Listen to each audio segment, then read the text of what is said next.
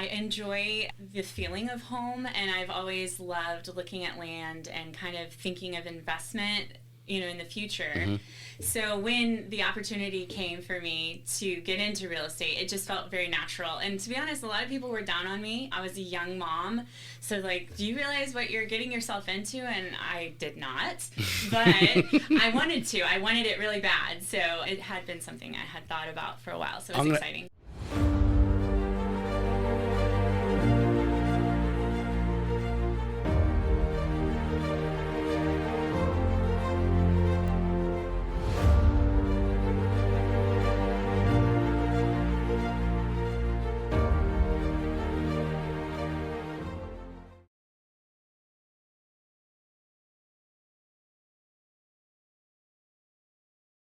Hey, welcome back to the Real Estate Excellence Podcast. If you're new here, this is where we spotlight Northeast Florida's most committed real estate professionals, people who don't just sell homes, they build relationships, elevate their peers, and create lasting impact in the communities they serve. Today's guest is kind of a agent who thrives at the intersection of business and family life. She's a former educator turned realtor with nearly a decade of experience in the Jacksonville market, a dedicated mother of 4. She balances showings, negotiations, and closings with horseback rides and tennis matches, all while growing a business rooted in trust, collaboration, and investment strategy. From residential sales to Airbnb, know-how, and emerging investor opportunities, she's building something bigger than just a client list. She's building a network. She views other agents not as competitions, but as partners in raising the standard of the service.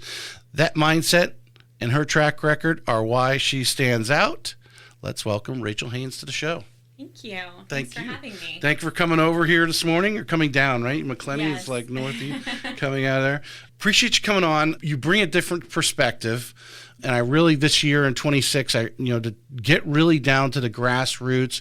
And again, I was telling you about, I'm working on my book, and it's the stories of the agents.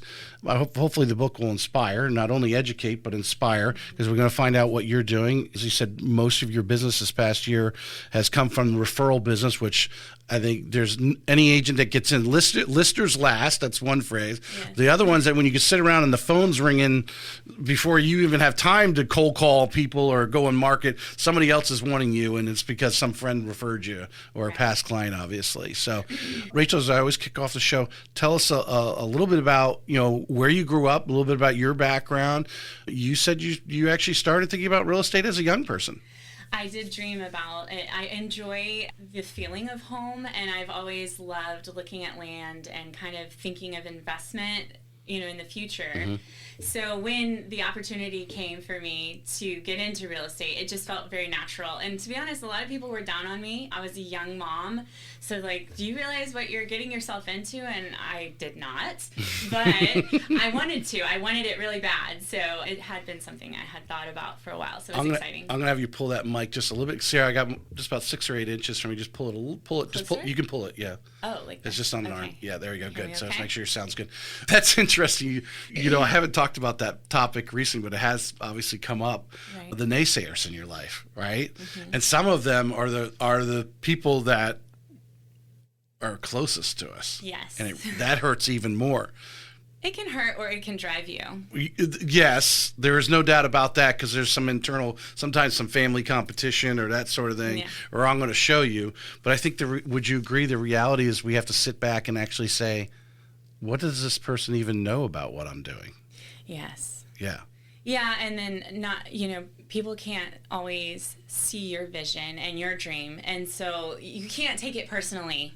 If it's something you're really wanting to do and you're really interested in it, I think you just need to show them why it's something you're passionate about, and that is with consistency and hard work. Right. You can't always just immediately earn kudos for your decisions. It takes time and consistency, and that's when then people will see your vision because they're watching you build it.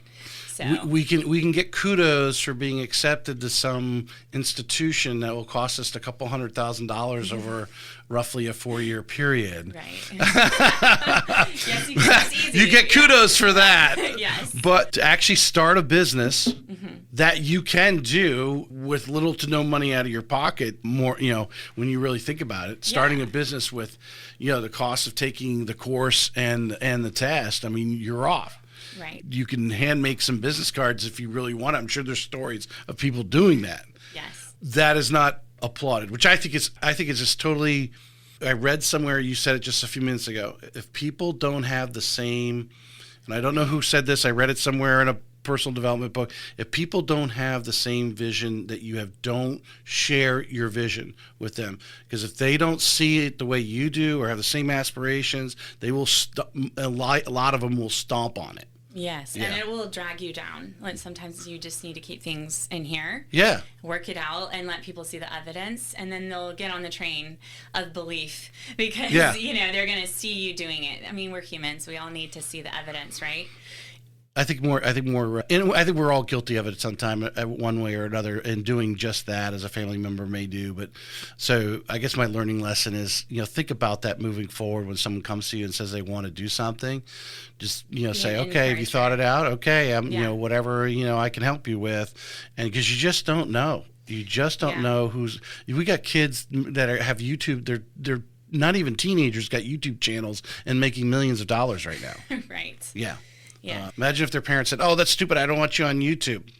Okay. Yeah, you need to. But a lot of that is also surrounding yourself with the right kind of people because, like I was telling you earlier, when I first started real estate, I couldn't even afford a laptop, but I had a mentor at the time who was so encouraging all the time. I mean, my first laptop I got off Amazon for like $300, and I remember being very proud of myself.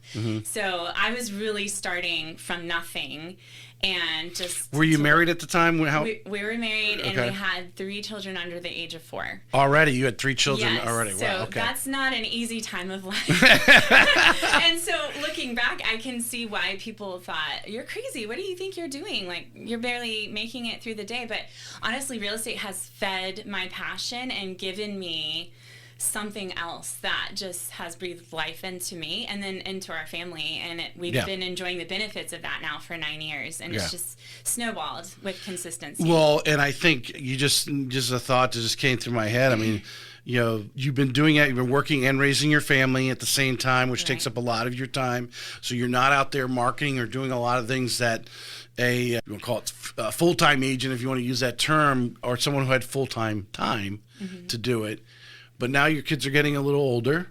You're having a little more time. They can manage themselves, I guess, at home. I don't know, whatever you're thinking, but you're able to get more time for yourself. It's a transition time. To see where now, with all the work you've put in, the consistency, and then, as you said, this year was full of referrals. Yes. Yeah. What a blessing. And really, that to me is the greatest way that I can know I'm doing a good job. I just can't believe when I looked back last night and I was like, every single sale last year, well, actually not just a referral, but repeat customers. And then working on my pipeline for the first couple months this year, lots of listings coming on the market, and all of them are repeat customers except one, which is a referral. And to me, that shows me why I'm doing what I do and how it's affecting people's lives, and they feel that they have a partner through some, those can be major life circumstances, but they know they can trust me to do the job in a compassionate way. And well, it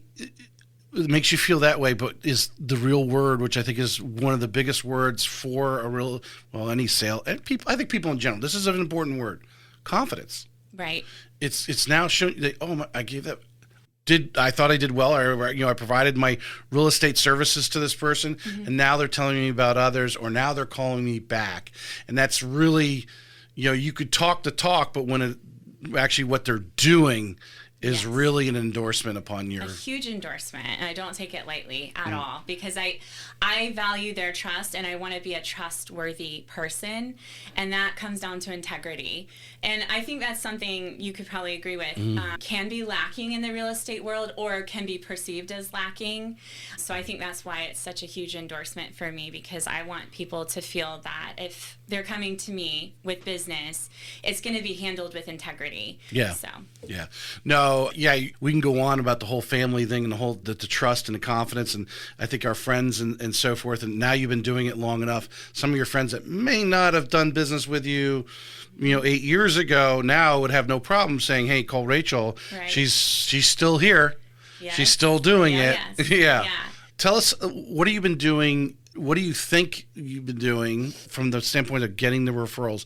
Have you been a stickler from the beginning on follow-ups, or is that something you just recently started doing to rekindle some of these relationships? What is something what do you think has sparked a lot of that? Well, I think a lot of it just comes from being authentic and consistent. Yes, reaching out on people's birthdays and saying, happy birthday, thinking about you can be effective, but it can also feel a little forced. I think it's more natural if you just continue in friendship with people and invest in their lives, they invest in your lives. So building my community all the time and making people you're around feel like they mattered to you. I think honestly that even when it's not a holiday weight. Or it's a birthday, because I think they can get used to you get little birthday emails or whatever, and it's easy to dismiss that. I would say it's more of just everyday life, like taking touch points throughout the year, like, hey, I haven't heard from her in 6 months. Let me see how she's doing, and just being authentic. Are you planning those touch points, or are you maybe going on social media and then obviously just, their stuff is popping up in front of you and giving you some reason to call, say, hey, yes. I saw your daughter had a recital the other day or something? Yes, I would say that is a big one. I like to use social media. It reminds me of major life events that are happening in my friends' lives, and I always comment or private message them, which is even more personal, and just say like, hey, I saw this situation, I'm praying for you, or what's going on? Is there something I can do for you? And then because just with algorithms, when you're commenting on people, it tends to broaden what you see and keep your timeline flowing, not with the same 3 or 4 people that maybe you just text every day. Right. So the more you comment, the more you interact with others' posts, I feel that I'm widening my circle because I have my profile set on public, and it's funny, you'll have people you don't even know start engaging with you because they see that you're warm and friendly, and they want that. They want to engage with someone like that, and your circle just continues to grow from there. I think, and this is, I think, the simplest thing of Facebook that many people don't realize is when you enter into someone's circle, you have a client, you're interacting with them, their circle is seeing you interact with them. And then they start, hey, well, who's this Rachel person? And then they're digging deeper. They're seeing you and interact, because I'm sure some of these things carry on into a conversation. Right. Sometimes I need to block. Yes. I'm like, should I comment here? Because how far is this going to go? Right.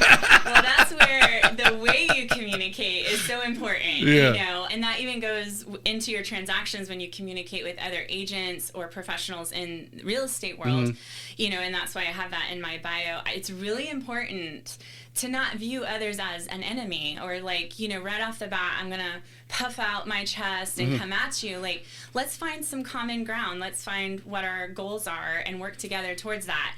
And I think that also lends to repeat customers, because if they're not in a transaction that feels tense and everybody's fighting and angry, that is a negative experience. So I don't want them to feel that way, and I don't want the other agent I'm working on the other side of the deal with to feel that way either. It kind of trickles down. Well, that is an interesting topic there, because there was an agent here recently. I won't mention her name. Not that it's bad for her, but she was on social media talking about this transaction from hell situation, and it was really being caused. A lot of those are being caused by the agent, because you're not communicating with, if you're representing the seller, you're not necessarily communicating with the buyer. You're dealing with the buyer's agent, right. And then vice versa. The buyer's agent's not talking to the seller. They're talking to you.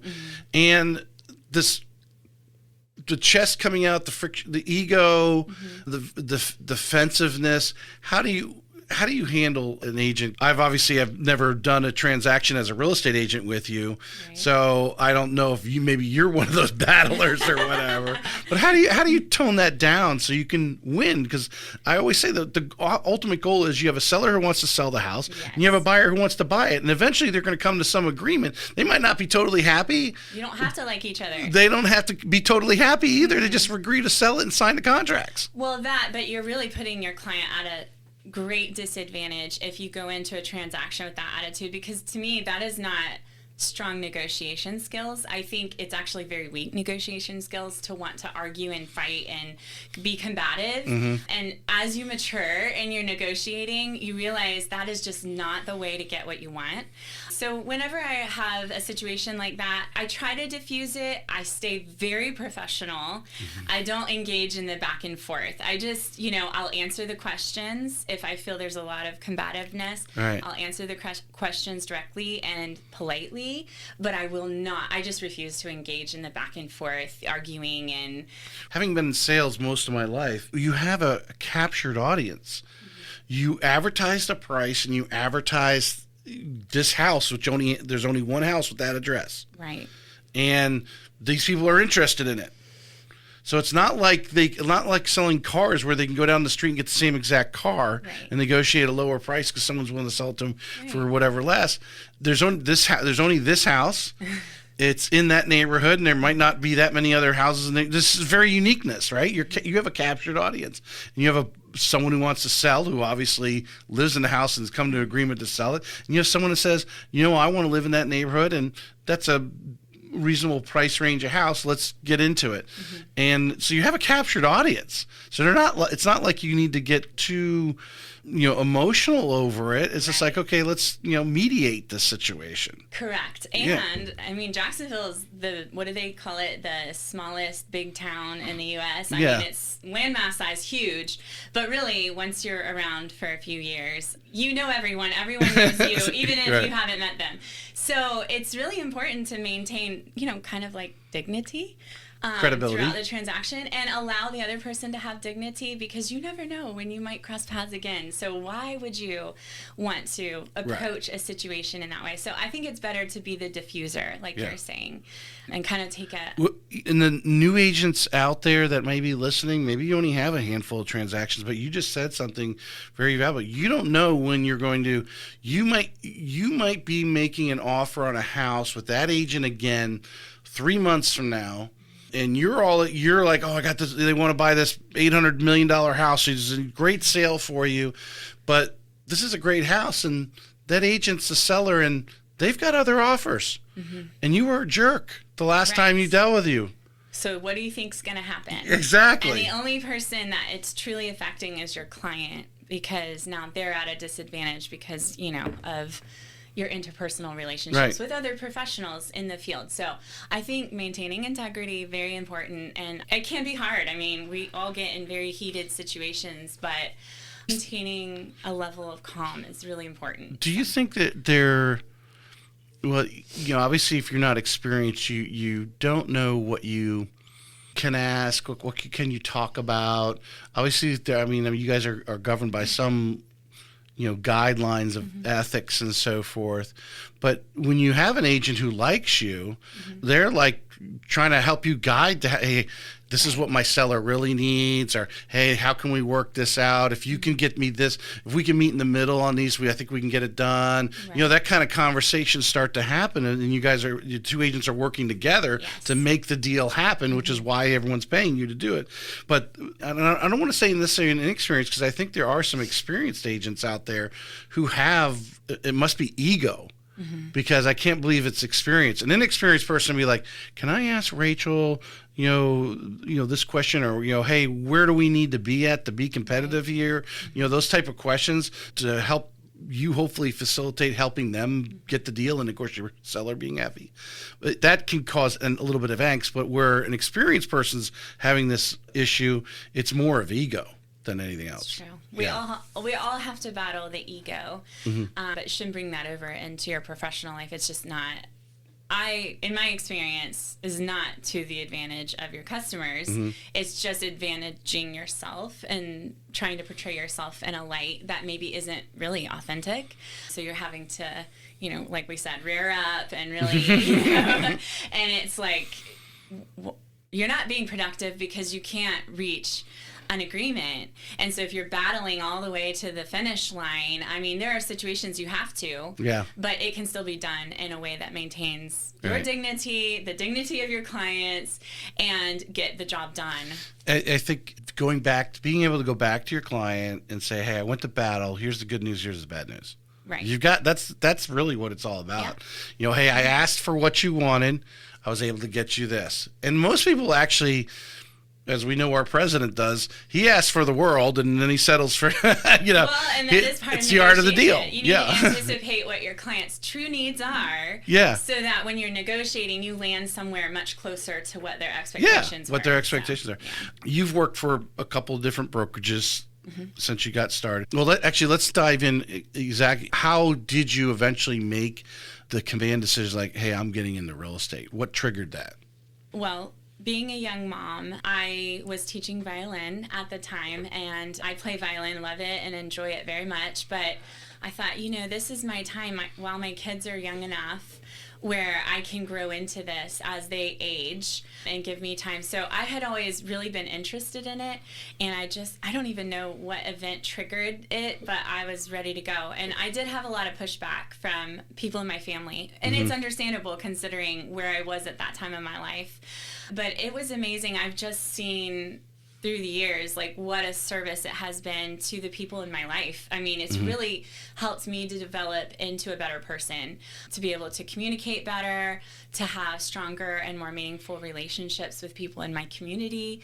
So it's just really been a blessing from the beginning. It's a lot of hard work, though. So all of the naysayers were right. It's hard. It's long hours. Even if you're a mom, you are still a full-time agent, and you need to be available. And I hope, and I believe I've been able to accomplish, where my customers would never know that I'm very busy with children at home, because I do not want to mix my personal life with my professional life. And it's been really great for me to kind of have that separation between the two. Right.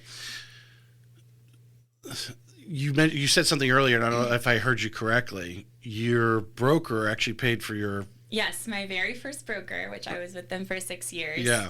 So obviously there must have been, how did that, you didn't just walk in and say, I'd like to become a real estate agent, but I can't afford the class. Would you pay for it? I'm going to be honest. He had an advertisement on Craigslist that he was hiring agents. And I was so clueless. And I had no one in my life to give me any direction. So I called, and it just turns out that he was also friends with a family that invest and flip properties that I knew from my church. So it turned out to be good. We met up, and I didn't have the money for the classes, and he said, okay, I can set it up. I'll pay for it. You need to pay me back with your first closing. So that's really the reason I was able to get started. And it sounds so, oh, wow, what a long time ago that feels like, but because of that and him facilitating it, my life has been totally changed forever. So, and I had one closing my first year, so I was able to pay him back. And then after that, it just kept building. So it was amazing. All right. So I think it's very important. I've made it clear again. Another chapter in the book is talking about choosing the right brokerage and the importance of it. In this case, the brokerage sort of chose you. You saw the ad. Yeah. They were willing to pay for your course. You're like, okay, I'm all in. You didn't talk to anybody else because, I didn't even know. I didn't know what I didn't know. Didn't know what you didn't know. But you do interact, and now you're with the Hamilton House now.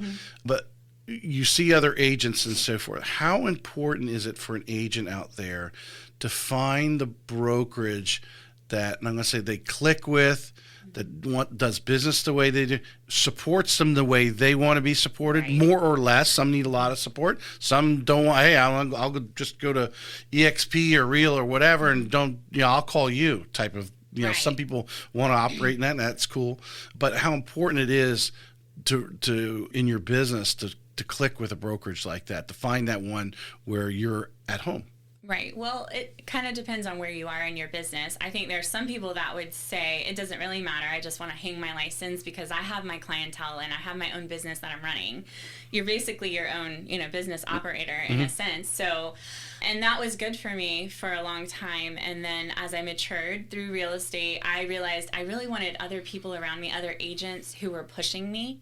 And then to have a broker that aligned with the way I do business, not just, making money, but also how I interact with other people. It's been very encouraging where I'm at right now because there's a lot of great agents that are encouraging, they're pushing me to new heights, and hopefully vice versa. But having that circle that we text every day, we have a group text and we're talking about our situations, getting advice. So what I love about it is it really feels like I get to pull from so many people's experiences, whereas in the past I might have felt kind of just on my own doing my job. With this, I have a lot more experience to pull from, and I respect them, so that matters to me, you know, whereas in some brokerages, you may not click with the other people, and so you don't have that to pull from. Right. To just kind of strengthen your business. Well, one of the things I think is important, and again, go back to, I guess I'm focusing my show to line up with my book, but these are things that I think are, or that I've seen that are extremely important in the development of real estate. And if an agent out there right now you're new, or maybe you've been in the business and you're just kind of struggling, the importance of surrounding yourself with those other people, because I believe, and I state this in there, is that top agents are very collaborative. Mm-hmm. Now, what does tick them off is when you ask a very successful agent, hey, can you have coffee because I want to pick your brain? If they have coffee with you and you're asking for specifics and they're saying do A, B, and C, you need to go and at least try A and B. Yeah, don't. Because if you just listen to them, buy them coffee, and waste their time, right, and then never actually implement it, right, that rips apart. I think it rips a part of their heart away because they actually just poured into you what made them successful, and if you're not willing to at least implement some version or what they're doing, or maybe you just totally disagree with them, which they'd rather you just say, you know what? I totally disagree with your door knocking idea. I cannot do that, and I won't do that. Okay, great. They'll part ways. But when you leave, they're actually hoping for your success to say that, hey, I gave that person advice. Yes. And when you don't take it, that really turns them. So if a top producer, doesn't want to have coffee with you, you just need to ask 2 or 3 times to show your persistency. They're probably saying no up front to test you, to see how bad you really want the advice. And your time is so valuable. So if you're going to be investing in others, you need to see that it's going to be a worthwhile investment of your time and your efforts. You don't want to be out there giving advice and people just flinging it to the wind, and so that's why having a great team. It's a small brokerage, but I think for the reasons that you were just saying, it's all people who are listening to implement or giving you feedback, and it's honest feedback, and I appreciate that because that's how I operate, and I want others to be honest with me as well. Right. Well, I always see the pictures. I don't know how many are there. There's like 15 agents or so now? There might be more than that, but there's 10 to 15 very strong. And then anytime I run into you guys are all in some sort of group. Maybe not all of them there at the time, but there's always a group of 7 or 8 of them together. There's so much camaraderie. But if you're resonating with what Rachel's saying right now, to be in a group like that, all of their transactions are experience. Every transaction you know of over 9 years, every one that you have is you learn something from, big or small. You've added a little bit more to your experience, a little bit more to your confidence. But when you put a group together, now you have everybody's transaction in there, and you're all talking. It made me think of one of the gentlemen that's going to be at Ari Bar Camp on Friday, Jonathan Stein. You might want to go in there and listen to his podcast. He's a broker of location, Lokation, and Jonathan talks about how he's created this with AI, all of his trainings. I forget how many words he told me. I was listening to the other day. I think I kind of had it in that reel. Whatever, tens of thousands of words, all these trainings, all his things are all compiled into this AI, I mean, if you want to call it a bot, so the agents can actually ask that as if they were asking him. Wow. So if they want a quick answer and they're just at home, they don't have to call him, they can go on there. But then, obviously, if it's not clear enough or whatever, then they need to call and they move to the next step. But it obviously clears up a lot of the simple questions. Imagine a group of agents and all their transactions and all their knowledge that they had from those transactions were in a AI bot. That's what it is. Yeah, and that's what you're doing when you group up like that. It's real people, and it's real experiences, and conveyed in a way. We've gotten to where we're celebrating each other's milestones and going to your weddings and your baby showers and supporting each other in our personal lives as well. So having an agent that's well balanced like that has a group they can lean on, that isn't just out there, like we said, puffing out your chest on an island. Yeah, being collaborative in your professional life bleeds over to your personal life, and real estate is so much a blending of the two, even with your clients. I mean, most of the time the people you're going to be working with are people you're doing life with or are connected through life with. So really the blending of the professional and the personal can get messy unless it's handled in a good way, and having a group that's supportive and giving good advice just really solidifies. That is really solid stuff you just said right there. Not rocket scientist, obvious, but when you put it all into one phrase, paragraph like you just did right there, yeah, because you're with these. First of all, you're walking in hopefully their future home with them, or you're helping them sell a home that they just spent a lot of time with. So there's some personal things going on that only you know about. Only your family knows about you. Mm-hmm. You're learning about them when you go list their house and or whatever. And they're letting you into all of that. Yes, and it can be very personal, which can drain you a little bit from an emotion, just because you're humans, right? It can drain you a little bit. And as a real estate agent, you want to be on your toes. Someone working 9 to 5, they know, okay, they go through, well, they know, hey, I get dressed, I get in my car, I drive, I'm there at 9 o'clock. Okay, they know when they walk in the door, they turn it on. A real estate agent's, Saturday afternoon, it's 6 o'clock on a Sunday evening. They're showing a last house so they can get an offer in or whatever. You got to be ready to go at a moment's notice. Mm-hmm. Kind of almost like Superman.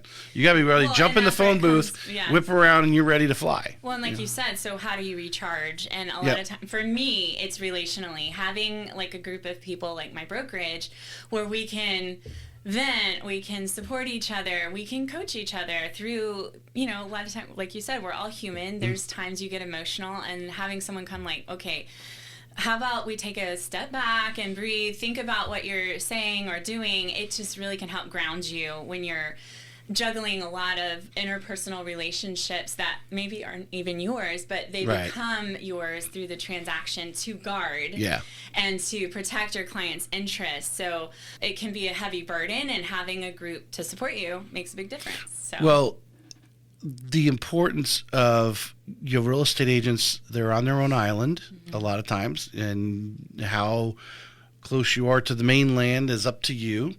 To be able to interact with the, other women in the Hamilton group. I don't know if you guys talk to Brad much, takes but a lot of skill and but patience to understand that they're going through the same thing you are. They are every day. And or maybe it was last month or last year that they did that, and now you're at that chapter in the book, and to be able to sit down and relate, because like you said, you've got to be able to blend the family, your personal, and the work, because you are an agent 24/7, and you got to be able to go. Yeah, I think that's one of the things I want to express out in the book, and like I said, I want to speak, but I think a lot of people devalue. I think the NAR law thing a couple years ago devalued agents, or they tried to devalue agents. Yeah, on a public level. Here's the crazy thing.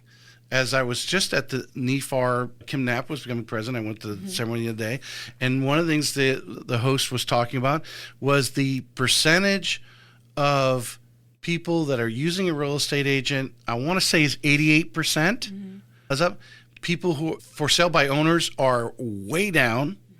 And I don't, who knows, did the NAR lawsuit do that, or did the NAR lawsuit wake up the industry to do things to get back on track. Doing as Kim Wright says, do it right, keep it real, right? That's her. Yeah. I think honestly, I do agree with you. I think the lawsuit, while it was alarming at the time, has done some good things. Transparency on our part, especially in communication, just realizing what happened with the lawsuit. You take it a little more seriously when you're communicating with your client the situation when you're going to list or to purchase a home with them.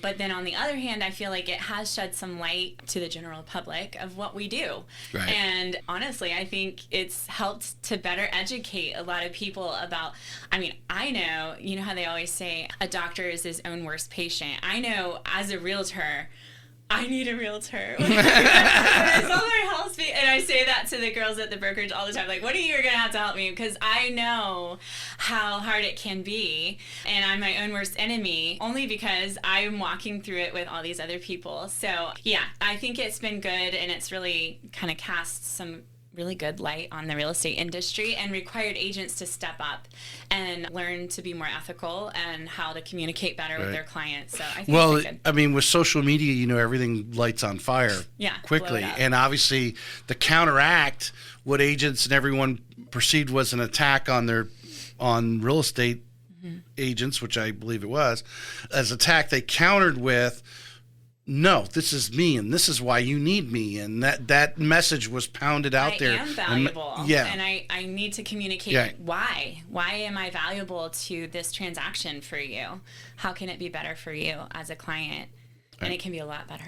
All right, so let's just transition here a little bit. You've got the experience. You're raising your kids. You're now, I assume, anyone said, what are you going to be doing the next 5 years? You have a focus, or obviously hopefully this year you have a focus on what you do and do. But where you see yourself in 5 years as you start that journey today for the next 5. You have a change of focus on some things that you're interested in, because I think it's important. Real estate has so many different facets that you can get your hands into. Right. But tell us a little bit about what you're focusing on. I know you mentioned investors and so forth, and obviously you're in horse country up there. Yes. The equestrian properties is always cool to play with. Tell us what you want to focus on now and going into 26. Okay, the last few years I've had a lot of clients that ended up having their properties in trust, and then so you either have their children or it's a shared trust where they're wanting to reinvest the money back into real estate. So that's kind of morphed into, I have some buyers that are looking into investing on beachfront properties, and so that's kind of been a lot of fun because I've learned more about the different types of trusts, how to work with the attorneys in those situations, and even 1031 exchanges. So I'm kind of hoping to gear myself towards that more as this year progresses. It's looking like that will be the direction I'll be going in. So education is really huge when you're kind of in a transition phase. So I'll be spending some time this year doing some education to better myself. Well, you want to focus in on that. If you're focusing in on that niche, right, you want to be an expert in it as far as you can be. So when you get clients and it's maybe something you're not 100% knowledgeable in, to me, that's just an exciting opportunity to now broaden what you know. And so I've been doing that in the past year, and I just hope to grow that this coming year and see some really cool investments in the beachfront properties here in Jacksonville. I think it's funny, the 1031 exchange, you mentioned that, and we have trainings, they talk about that, and I'm a lender. 1031 exchange has got money in it. They need to use it for a down payment. Or buy a house outright, right? Then you don't need me. But there's money in it. I personally don't need, what education I need to know is that they need to use it by a certain period of time. Yeah. Generally, by the time someone contacts me as a lender, it's because money's in there. They have a house. They're going to use that money as a down payment, and they got to use it within so many months, which obviously you're probably educating yourself. What are the rules? Because when someone's selling an investment property and you're listing that investment property, that should be a question the real estate agent should be talking to. Okay, what are you going to do with this money? Because you have tax ramifications. Do you know that? Yeah, and not only that, but might end up having to work with fiduciaries, which is a new experience if that's not something you've done in the past. So that just adds another layer of communication when you're working deals like that. Right. For clients at that level, they'll have a fiduciary in charge of their finances and in charge of the trust. So a lot of questions need to be answered to them as well. So that's kind of adding another partner to the team to help your client transition from wherever their properties are across the United States to then exchanging that for investment properties in Florida. So, and the tax thing, yes, you've got like 45 days once the property is sold to reinvest the monies. But there are other ways. There's other small investments that you can put your money into that actually gives you a longer amount of time to transition. So sometimes having a 1031, what do they call? You call it fiduciary, but they probably have there are companies that's what they do is they handle people's 1031s. Yes, and then they have investment portfolios they can hold the money in legally, and that allows your client more time to look for a property if they weren't able to secure something, because that 45-day timeline is terrifying until you realize there's actually ways to work that. Get a few more months. Stressful on the transition side. Yeah. I know at one time there was a little more risk. I think they've opened it up years ago on what, I think there was the old wives' tale, I call it, where if it was a single family home, they had to buy another single family home. That is not true. They can, sell a commercial property and go buy 3 houses if they wanted to. Well, that also depends on if they have other partners in the trust and they're all benefiting from the income that's being produced. So you do need to, reinvest the money in properties that will produce very similar numbers because the other partners are depending on those too. So, for example, I'm in one right now where there's 3 main partners and then a couple children that then inherited, and they all have to reinvest the portfolio, but they live in different states across America. So it's very important that everybody is purchasing properties that will produce the same kind of income they've been enjoying in the past. So that can be a little tricky, and that's where you really need to work. Well, that's another level. I didn't know about that. Yeah. Wow. So it's been a lot of learning. It's very interesting. I've enjoyed it very much. I hope to just continue educating myself because there's a lot of facets. If you're more knowledgeable, you can really help your client in a better way, because 1031 exchanges is just your basic, like you were saying, it can be a little terrifying. It's most of the time you are dealing with a single or couple or whatever, and they're selling a house they've rented out for years and whatever, and but then or they sold a bunch of houses and they're buying one big one now. Type of thing. Yes. I've seen that happen. Dealt with one recently, actually just a couple months ago. She's a very experienced investor. She's bought an Airbnb house up in the North Carolina mountains is what her goal was, and she had just sold another unit, and then she had her 1031 and she reinvested it into this other home, so they just moved properties. But yes, so not all agents are experienced in it. Not all agents want to know about it, but I think obviously there's value. So what are some ways, and we talked about a website recently, because I believe with AI, websites are back in for agents versus just tagging on your brokerage's website type of thing. What are some other ways you're getting the word out, though, that this is where you want to go? What have you thought about? A lot of times I guess I really lean on the relationship thing because when you work with someone and they're happy working with you, they recommend you. So even just that first client can be the launching board. And that's been my experience right now. So I'm seeing, like, now that I've worked with someone and working with them and they're telling others, that's how you start. The other thing is social media is huge, and I think what you and I were discussing, like getting a branded website and having my social media kind of locked in, geared in that direction, is going to be crucial to get the word out, to grow my clientele and get more business in that. One area I think is underestimated, which I think would actually work here, is this is another idea, because I kind of found it with LinkedIn. One, every agent should have a really good LinkedIn. You need to update your bio there. I'll just tell you. Have a really good bio. AI can help you create a good sounding professional looking bio. Just talk to it, put all the information in. The sentences don't even have to even be in some sort of chronological order. Right. And then say, hey, create me a bio that I can put on LinkedIn.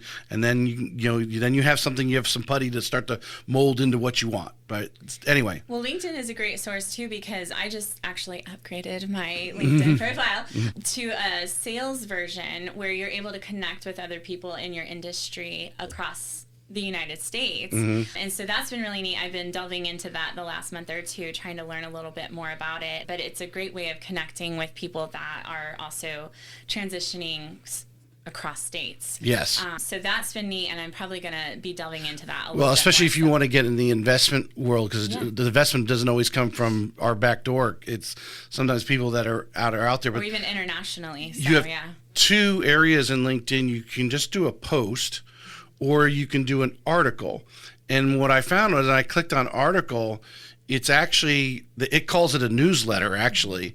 And you can actually put your little brand and logo on it, which if you go on mine, it's my LinkedIn, but then there's the Real Estate Excellence logo under the article. And obviously that's where I've been posting blogs about the agents that I've had on the show, where in your case, creating blogs talking about 1031 exchange, investing in Jack's Beach, buying an Airbnb. If you're putting out regular blogs like that, people are, it's going to find you there. It's a place to start launching, as well as your website. And obviously I think our stereotypical investor is probably someone who is on a professional level. They have a LinkedIn profile. They may actually go to LinkedIn on a regular basis. I think LinkedIn is one of the most underutilized areas right now. Well, that's probably very true. Yeah. So I would blog, any blog I would be putting on my website, I would be clicking article under your thing and posting it there, because you don't know who's going to read it. Right. Someone could just say, oh, here's this girl talking about what? Buying an investment property in Jack's Beach, Airbnb, profitable? What? Yes. Who's this? I'm going to call her. Right. Yes. And doing a lot of reading, like in the Jacksonville Business Journal, making sure you are staying in on all the internet working things that are happening, because there's just so much exciting development happening in Jacksonville right now. It's unbelievable. Like every day I'm getting articles about the developments that are happening, and they're all really great. Like stuff you can get enthusiastic about. So I just am excited about the future of Jacksonville. Well, it gives you reason to add value. You're sharing, you're stealing it from there and putting it on your site, but not everyone's reading the Jacksonville Business Journal. No. I don't even know where I would get it. That's where you need to, be a source, like you're saying, for people to come to for information. 100%. All right. I've got some questions here that'll lead us into, actually, I want the Airbnb. It's an area that you have a little bit of thing. I have some Airbnbs too, but I don't really call them Airbnbs anymore, because we've gotten to the point where we can actually find renters that'll be in there for months at a time versus, the weekend or week rental, that sort of thing. Because if you don't have your stuff together and budgeting for cleaning and all that, there's a logistics involved. The management side is definitely important for Airbnb owners. When you're breaking down someone who's fairly new to Airbnb, what are some of the things that you're asking them? So the conversation you're having with a buyer or with a seller? With someone who wants to invest and buy in. They need to already have a management company in place that they would want to immediately get started with. Or a lot of times what I've been finding is that these properties already have a management company in place, so that is also a good option. But what you really need to do then is research their reviews and their, talk to the person who's selling the building. How did you like working with them? But managing an Airbnb is a 24/7 job too. It's like a hotel. Yes. So if you have a job and you want to invest in Airbnbs, kind of like what you're saying, you would almost need to hire someone else to do that full time for you, or change careers. Yeah. So it's one thing when you got maybe one unit that's very close to your house. Maybe you can figure that out. Right. But the hospitality side is very trendy too. So you've got people, they're looking for a certain look, and they want a certain amount of kind of that viral look about an Airbnb. If they're going to a beach like St. Augustine or something, like they want to feel like they're in a beach environment, and they want to feel that their needs are matter, because it's like, they're choosing to not go to a resort to stay in an Airbnb. So they want some level of luxury treatment. Right. They want some uniqueness about it. Yes. Yeah. And because the market is, and we're in the beach market, there's some oversaturation. Yes. To be competitive, you've got to have that uniqueness. Mm-hmm. Yeah. And of course, cleanliness, having a great clean crew is huge. Right. Someone you can that could rely break on. you real early. Some bad reviews. Place yeah. wasn't clean. Blah blah blah. Right. So that can be tough. So you really need to tap into a local source that has connections already with people that have a good, strong track record of servicing Airbnbs, because that's like a totally different business than, and even what you're saying, like short-term rentals in that genre that are for months at a time are actually really popular too, because we have so many medical people that come in for new construction too. People wait for their house again. And so there's a lot of reason that people might need to come just for a few months, contracted to do something. So that's actually a great niche as well, but definitely less stressful or high intensity, and maybe it doesn't earn as high of a return on your investment. So I think it would depend on the client and what their needs are and what their goals are with their investment property. I think the trendy thing for the trenders are, the Airbnb, they think they can make it rich. Really, what is your goal though? You got to get down. How much money are you putting down? This is what the payment's going to look like. Are you really going to make money, or is it better for you just to plant that money, rent it at a yearly basis, right? You got to really break that down. And there's another thought that you gave me. You were going on there about the I lost it. That's okay. You really have to dig into. Well, finding what the guidelines are. Not every we're fortunate enough. My wife and I have several condos in a complex that allows short-term rentals. Mm-hmm. And so the majority of the building is because that's the way it was from the start. A lot of condos don't do that. Neighborhoods don't allow. You have to have sometimes it's just a minimum of 6 months, let alone a year in most of them. You got to do yearly leases. Mm-hmm.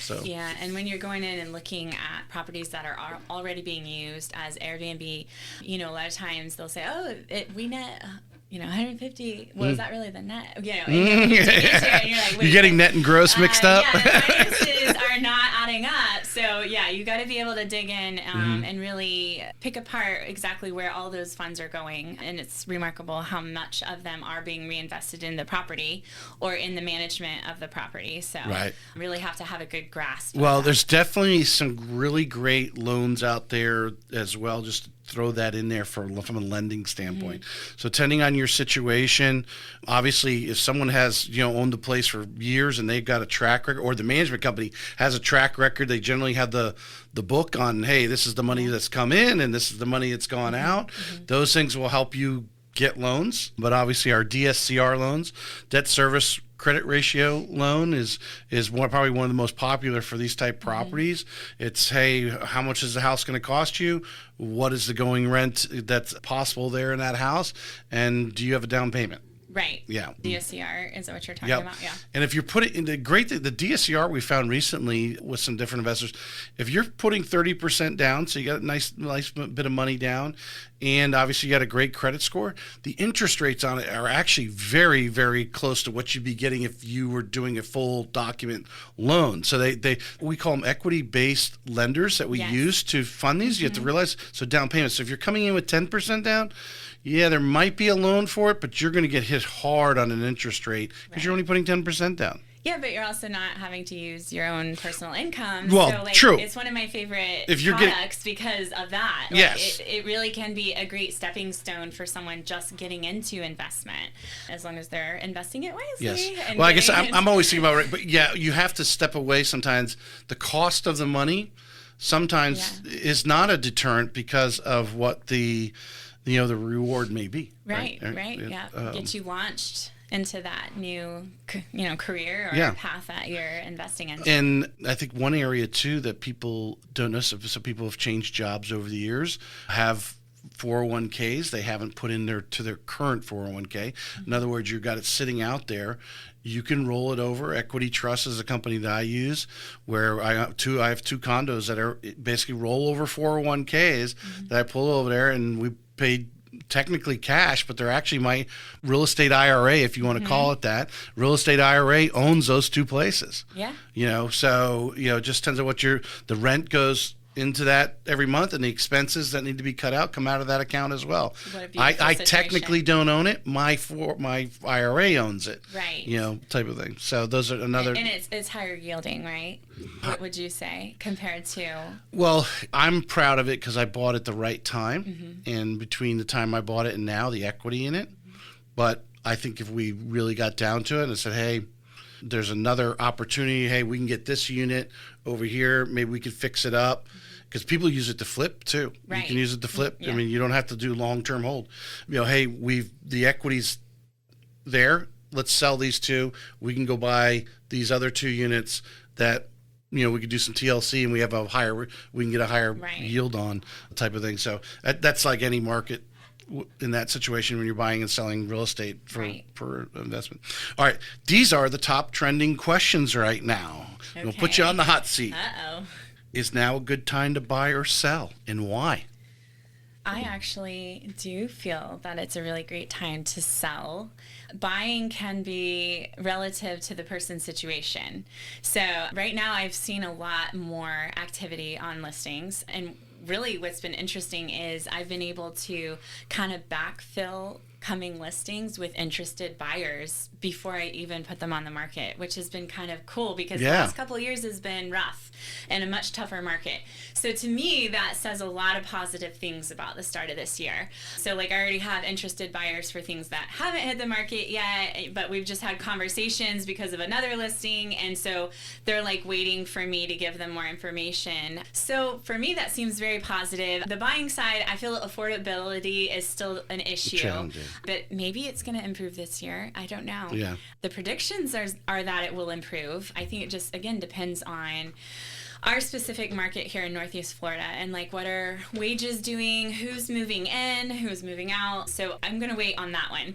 But selling is a great time to sell right now. Well, I was listening to Bloomberg this morning, the financial channel, and what they were talking about. No, I'm sorry, it wasn't Bloomberg. Jared James, who spoke at RE Bar Camp last year. Okay. He did a reel this morning. It was on LinkedIn. I think I actually saw it on Facebook too, but whatever. And he was talking about, affordability is not going to change. And I said, but then he went on and he talked. I said, very gradual decrease in the interest rate is going to be good. If we see the interest rates drop like 0.5% in a week, then you're going to have sellers wanting more for their home. Right. Because it's going to be this huge impact versus just a gradual 1/8 of an interest rate a month type of real incremental down. Now we are, consistently quoting people in the high 5% without any points, type of thing. So I think that would be best. I think if we saw a quick boom drop, can be tough. Sellers will be like, no, I'm going to hold because, hey, their payment's $200 less now than it was just 3 weeks ago. Yes. Type of thing. And I feel like sellers are just now kind of catching on with what the market has done the last 2 years. So that is partly why I feel like it's been a little easier to sell things. You see properties coming on the market at a more realistic price range. And so that's a huge difference. And even when I am interacting with my sellers and prepping them to sell, they're being much more realistic about what they can get for their house. So that is definitely good for buyers too.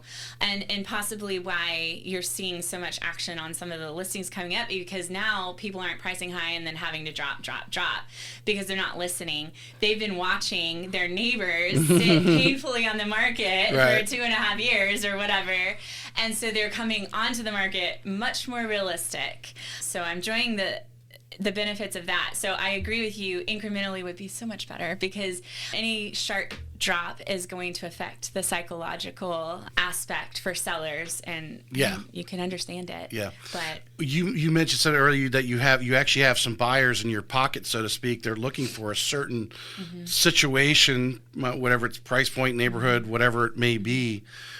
Are you reaching out to maybe some people and saying, are you willing to sell? Yes. I have someone who is interested in a home like yours. I have these people looking, yes. So that's always a great situation when Yeah. you're able to do that and then start really mining the field of where you're working and get people motivated to move, because we've all had the golden handcuffs for the last couple of years of enjoying the privilege of a super low credit or interest rate on our homes. And so it's been hard to motivate some people. Sellers, yeah. Yes. To get but off there. I think No, you're feeling momentum. I feel momentum happening. I feel yeah. it. And Well, there's I'm definitely, excited to there's see a it. bunch of pent-up buyers and a bunch of pent-up sellers. Yeah. For sure. Yeah, we just got to find a middle ground here. How will you actually market? Okay, this, I don't know, that's a, I guess this is a question that actually, because I said, give me the top trending questions that are out there for buyers, sellers, or other real estate agents. And this is I guess this is a question, worded is that, how will you actually market my home to get the most qualified buyers? So you're on a listing appointment. I can see that that's a question that someone would ask. How are you going to market my home better than another agent? Mm-hmm. What are some things that you do that you found successful that obviously you preach to a possible someone who wants to use you to list their home? Well, each property is unique, so I approach the marketing based on that. Mm-hmm. But if we're talking about a higher end home, let's say 450 and above, a lot of times you need to really, buyers are kind of getting sick of getting on MLS and seeing these highly edited photos, and you can tell, speaking of AI, AI has been used, right. And that's very wearying to buyers. So I really think the video tours and walkthroughs, but as agents, we're needing to grow with the industry, and right now that's an area we're all kind of having to transition through. I think a lot more realistic kind of videos where people feel like they really are getting a sense for the home, because right. We're a military town. A lot of my buyers and sellers are military. They have to purchase while they're deployed, or they're in another state already, right. Or they have property here that they were renting out. Now they want to sell it, but they live in Virginia. Or they come in and they only have a limited time, so you need to narrow their houses down that they're going to see the few minutes that they're here. Yes, yeah. So as a seller, I think the videos are really helping people envision the home a lot better than these highly edited photos. But obviously having a really great photographer is important. But then on top of that, I think not just like throwing a listing up on the market and sitting on it for 6 months, like it's a daily activity of following up with people that have shown the home, sharing it across the United States, because we have so many people moving into Florida, kind of having a strong game of communication and pushing listings out beyond Jacksonville is really been pivotal. And all right, here I got this is what the ladies of Hamilton House conversation I'm going to bust into here. Oh no! I think some of you may have had this conversation. I've seen some agents recently. They spent a lot of money on their videography. They're showing the houses and they're moving the boom, boom, boom, and it's great for an Instagram reel to get me inspired. Yeah. But when you're talking about, I want to say authentic video. Yeah. Versus to me, that video that's flash, flash, flash, boom, boom, boom. If I was listing a home, I may say, oh, that person does video on home because I'm seeing it on Instagram. Maybe I need to talk to them. But really, that's for a buyer. They really want more of the slow moving. I'm walking through. Yeah. Here's the kitchen. Looking over here. I'm looking over there. That type of thing, or the virtual tour that you can obviously put on websites and so forth. I think both have their place because, you've got so many young people now. They are really interested in what like influencers think. So there are agents out there that really have that influencer vibe, and people love it, and they're just all over it. That's not me, but I might be getting a little older. I might need training in that area. But I've also had clients that have come to me that said, I literally chose you because you're not a TikTok realtor. So I think, that's just where you find yourself in the world. You know, like my people are probably less attracted to that, but I know that those who are doing it, are seeing a lot of success. So, well, I think the Au Natural tour is better if you're promoting yourself as a real estate agent and you're doing it on Instagram to do that, because you need to keep people, and it helps capture interest to actually do the full reel.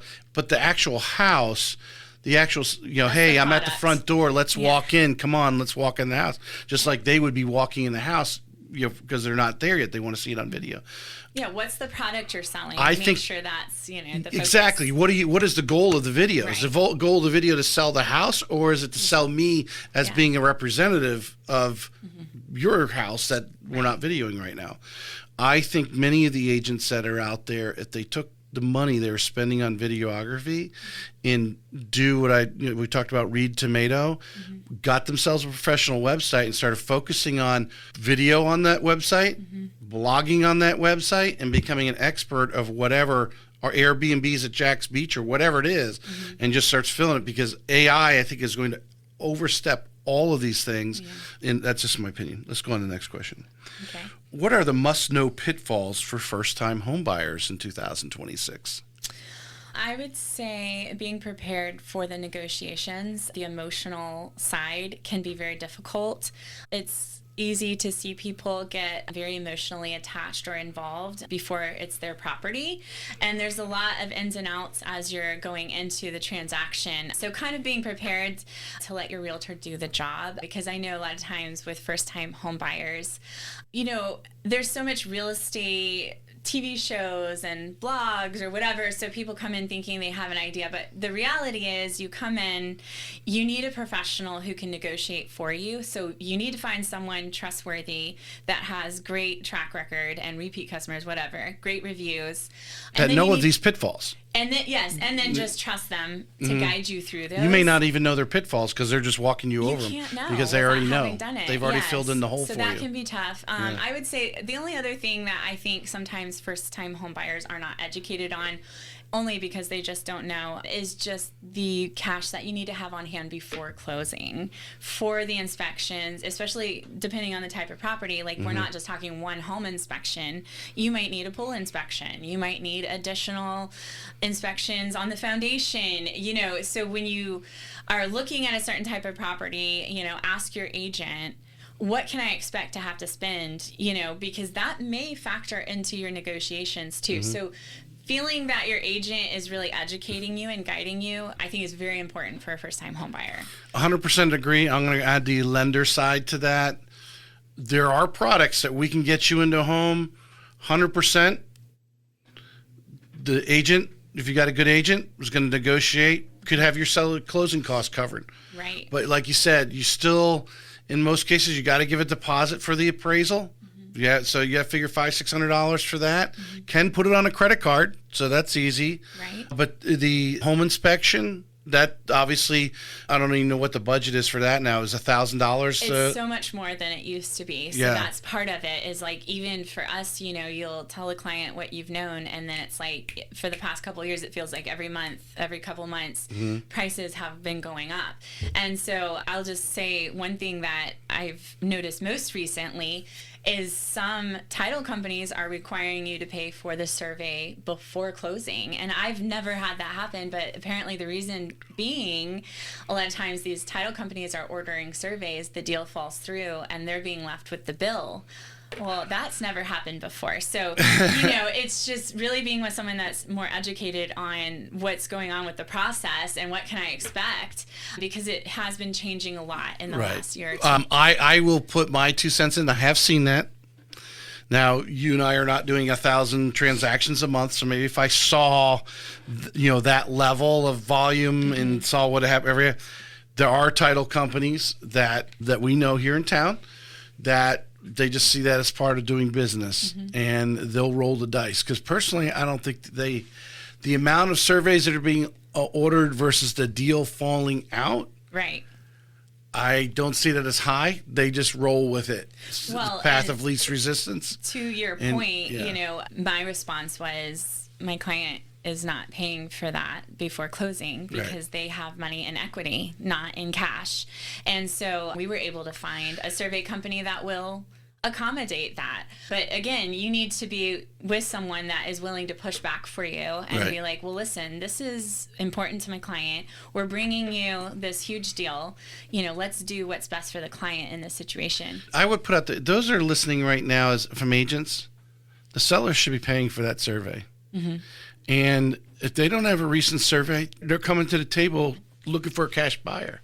Well, But even a cash buyer should be asking for a survey. Well, and why should they pay for it if something pops up and then you're owning a survey to a property that isn't yours? Yeah, that isn't that exactly. Doesn't make sense. And if they are looking to sell, unless they get a cash buyer who says, "Oh, I don't care what the survey says," which to me is malpractice from their agent representing them, because they should be demanding a survey to make sure it is what it's supposed to be. Right. Especially if you've got any sort of fence or a pool was put in since they moved in, or all that type of things.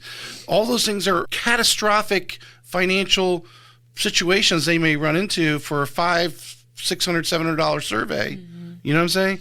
So as a buyer's agent, you should be demanding a survey. The seller should pay for it, because if the deal doesn't go through, Now, if I was the agent in the perfect utopia world, I would say, hey, no problem.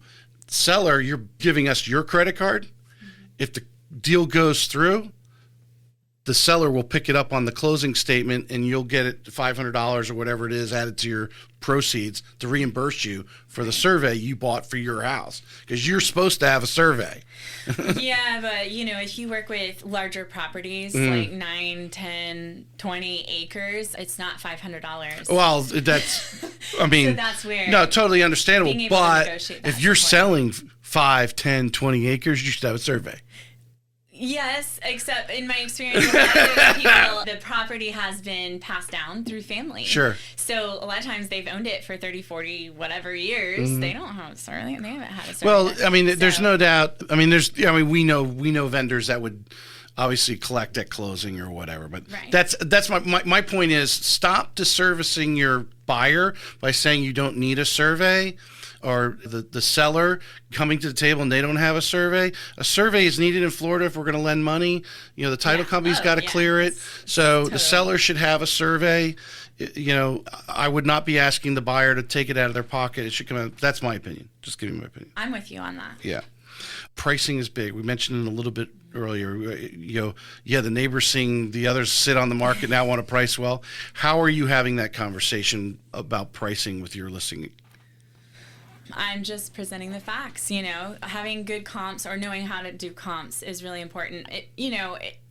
If you're doing homes in a neighborhood where they're all very similar, that's easy to find the comps for. If you're doing rural properties, like, horse properties with large swaths of land, you're really going to have to come at it several different ways to come up with the evaluation, and then be able to explain that and articulate it to your client.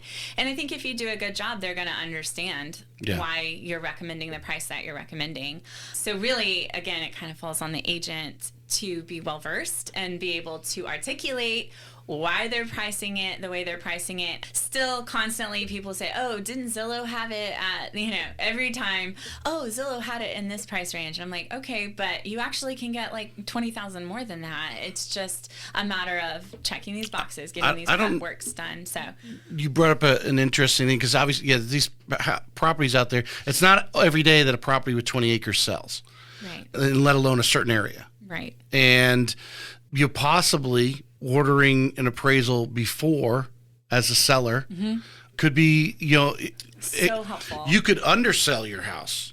An appraiser come in and say, tool.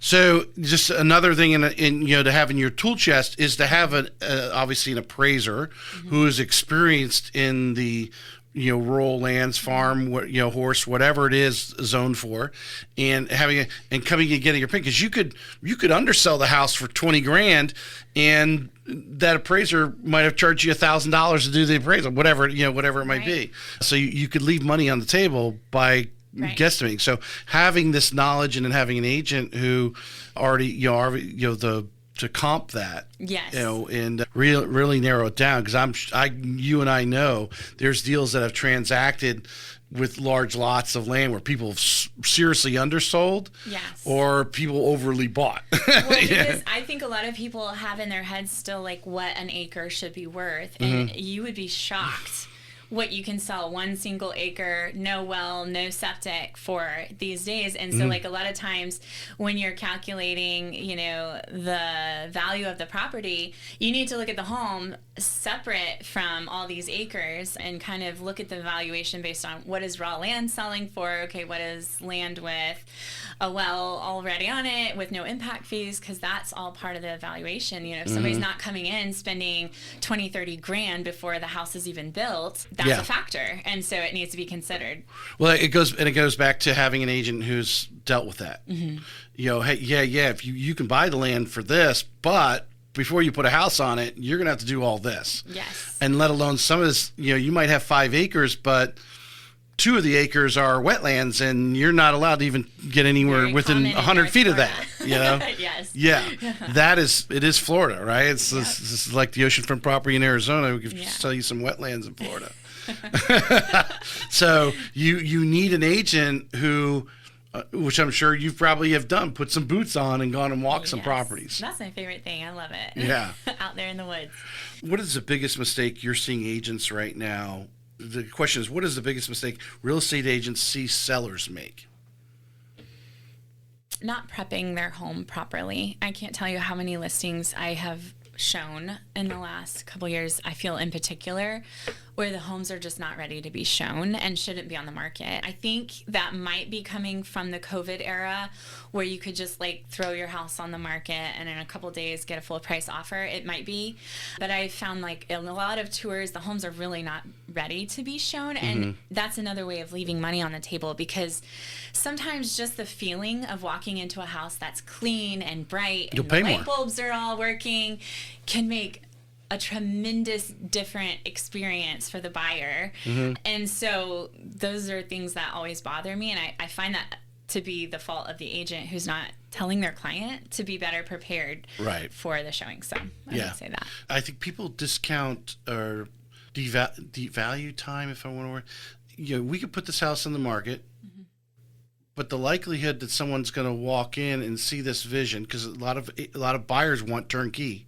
Yes. You got a messy house. Maybe someone tomorrow, maybe someone 6 months from now will deal with it. But if we clean it up, you're not only likely to sell it possibly this week, you could actually get more money for it. Yes. Right. Because you walk into a dirty house, you feel like, I need a discount for this. I'm going to have to clean all it. You know, and when it's really, they're going to clean it all out, but that's the vision that people have. Yes. It immediately leaves a lasting impression that's hard to shake. Let alone the colors of the walls. Like, okay, so it's gonna. That's a little thing, and it is a small investment, but can make big thousands of dollars worth of difference in selling your home. So, How? This is a question. This is a trending question. How do you stand out as an agent on social media without being cringe? I guess not being a TikToker. When you find out, let me know.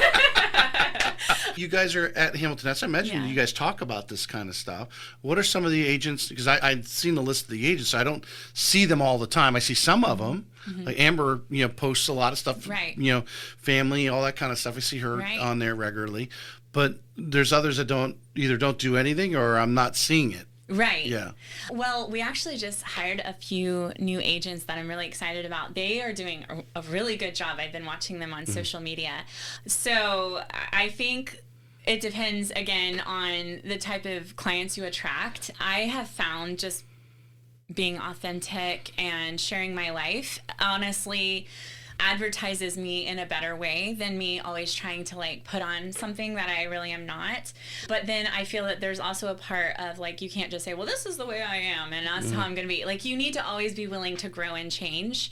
So I think social media is important because people really want to know if they're going to like you before they work with you.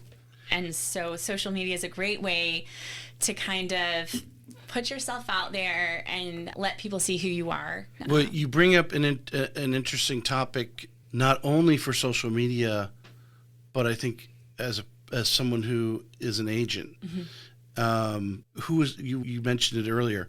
What are you creating that social media post that you're in the house and it's flashing around and boom, boom, boom, and it keeps people attracted because there's these attractive things being flashed on the screen. But are you selling the house, right? Right. So are you selling you that I'm a superstar, bang, bang, bang, here's all the flashing lights? or you actually trying to actually market the home that you have. Right. So how do I create that video? And I think to tail off what you're saying, who is your audience? Right. Who are you? I think social media, number one reason why every agent should have social media is to stay top of mind of everyone who's in their circle. That should be number one, as you've benefited from your referrals. Some of those people, maybe you are not regular calls or whatever, you occasionally do, but because they're seeing you on social media, they think they're talking to you. Oh, yeah. They feel they know you. Yeah. And so it's easier to kind of fall in together and communicate well. But yeah, and I like to use Facebook in particular. There's lots of subgroups, you can join, and it's collaborative, like being in a brokerage with people, except you're learning from people all over the U.S. or even the world. Right. And that sometimes can be a great way of marketing properties too, because you're tapping into knowledge and being like, wait, there was someone looking for something like this, and let me just send them a message and see if they're still interested or whatever. So I think it's great for networking and really presenting yourself to the world. But I find, as far as marketing my properties, a lot of it is kind of behind the scenes, is unseen, the hard work, the boots on the ground type of stuff, where you're leaning into your relationship with other agents that and who are their buyers right now, so that stuff your seller doesn't see. So I like doing the social media because it assures them that you're out there putting their property out there. But a lot of times my best results are just from the work I'm doing behind the scenes to market the property personally. Well, no, I totally agree with you. The top of mind of your sphere, top of mind, your agents that you work with are part of your sphere. Hey, I've got this property, and you're talking about, and obviously the person you're representing, the seller, that, hey, I am marketing your house, but you can't totally depend on social media to market someone's house unless you're putting a lot of, exactly, hey, New Yorkers are moving into this neighborhood. Ads, Let me buy some targeted Facebook ads to Brooklyn or Manhattan or Queens, wherever they're moving from, because there are statistics on that, and you can definitely do that for sure. Each part of town is totally different demographic, so you've got to be tapped into that. Yep. The total ground level is the awareness that you are Rachel and you're in the real estate business, and you got to keep reminding people of that every single day, because they're not necessarily thinking about. No. Yeah. So when you get them, anything you'd like to add? I think that's all. I really enjoyed the conversation today. Yeah, definitely. We're going to go get some great lunch. Appreciate everyone listening. Rachel's show notes obviously are attached. Her contact information and social media, everything will be there. We'll be putting some blogs out as well. And let's see, what's today is Tuesday. This will go out on Friday on Ari Bar Camp Day. Okay. I'll be going live so you can flash it around. Rachel, I appreciate you coming on. Thanks so much, Tracy. Thank you. This may be it for today's episode of Real Estate Excellence, but we both know your pursuit of excellence doesn't stop here. To connect with the best of the best and really take your skills to the next level, join our community by visiting TracyHayesPodcast.com, where you'll meet more like-minded individuals looking to expand their inner circle and their personal experience. That's available at TracyHayesPodcast.com.